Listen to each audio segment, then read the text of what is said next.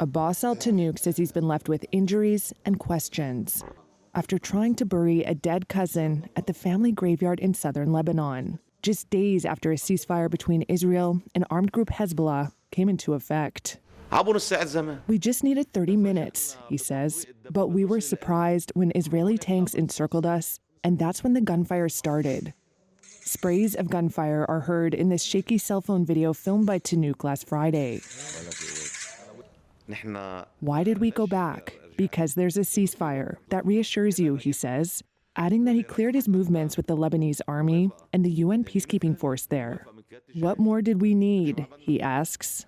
The ceasefire calls for an end to fighting so residents on both sides of the border can go home. Tanouk says he got hurt as he and other relatives fled to a checkpoint operated by Lebanese troops, and that the family was fired on a second time when they tried to go back to the graveyard. The Israeli military did not immediately respond to requests for comment. At this cemetery in Tyre, where people killed in the conflict were temporarily buried, graves are being dug up so the bodies can be taken to their hometowns and villages for funerals.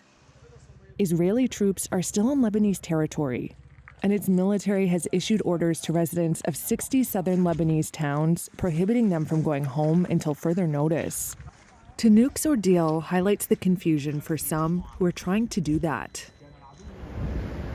The U.S.-brokered ceasefire deal grants both Lebanon and Israel the right to self-defense, but does not include details about a buffer zone or restrictions on residents. We were asking, how is this a ceasefire? How is this a deal?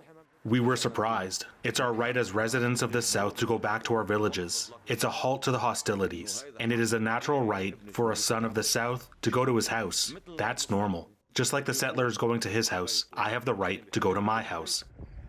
Both sides have accused each other of breaking the 60-day ceasefire.